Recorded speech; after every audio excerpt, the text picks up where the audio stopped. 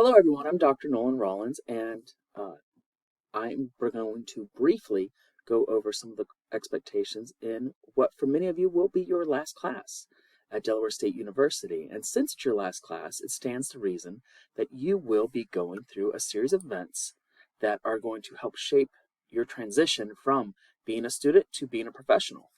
So let's get right into it. Let's dig down into the course syllabus, and then we'll talk about our week 1 assignments.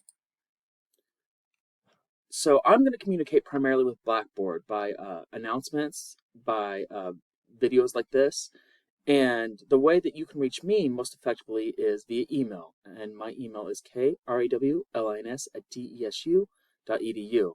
I'm only going to be in my office periodically throughout the week. I have classes, I have other obligations, but if you email me, I will typically get back to you within 1 business day.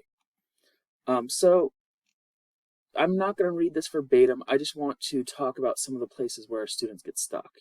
And the first place they get stuck is with CPR first aid certification.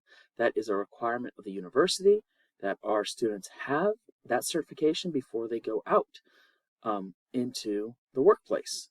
If you have any questions of that, please email me immediately and I'll help you get on track. Now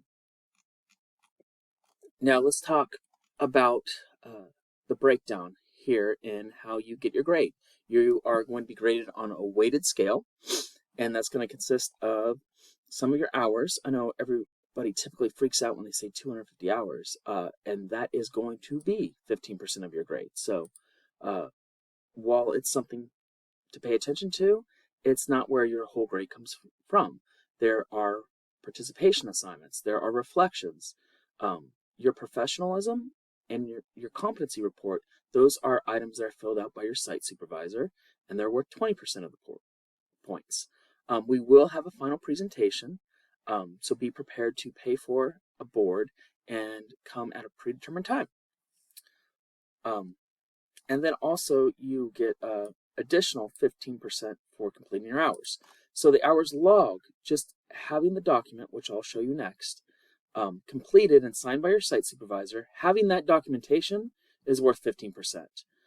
Completion of hours is worth 15%. So if you get in a jam and you submit all your documents and you only have 125 hours, well, that's going to cost you approximately 7.5% of your grade. All right, so let's go back into the course document. So one thing that as students get started, they ask, how do I document these hours? Well, it's quite simple. This log is right on your Blackboard shell in our midterm documents, and it is real simple. There's going to be columns as it comes up there. Just a date, total hours you worked on that day, and basic task complete. Did you file papers? Did you observe physical therapists working with clients? Real simple, and supervisor's initials. And you just keep a running log until we get to midterm week, and then you accumulate your hours, you sign it, your site supervisor signs it. And I'll get more into the midterm documents later, but that's one thing that it's easiest just right off the jump to start documenting all your hours. Okay, so let's get down specifically into week 1. There's a self-reflection, there's a syllabus quiz, and then we're going to work on these 2 steps. Step 1, you're going to identify 3 positions where you think you want to intern. I understand some of you have already got approval by me. That's fine. Just please complete this paperwork so you can get credit for your work. If you haven't found a place, I need you to identify the name of your supervisor, where they work, phone numbers, and a rationale for why you want to work at this location. You have to do this 3 times. And each one should just include where it is and why you want to work there. And I do this because there are very, very few, there's only a couple of places that have not been kind to our students.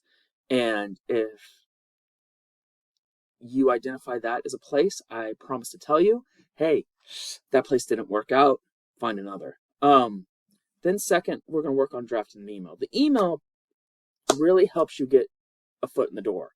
And if you provide an email that's relevant to your experience that follows this template, you're really on a great track to land that internship. So this becomes important. You have to do this week 1 work right away, because that leads into week 2, where you are going to fill out a form. This form is hosted on Google, and it just asks you some basic information about which class you're working on, that your supervisor has agreed to take you on, a little bit about what you talked about you will do at the placement, and then from this information, I will generate a contract, and the contract will be sent directly from me via DocuSign to the site supervisor you indicated. So that is pretty much what I need you to work on for the next 2 weeks. And if you have any questions, please reach out. I know that was quick, but I try to keep these videos under 7 minutes. So we've done that. Thank you. Bye.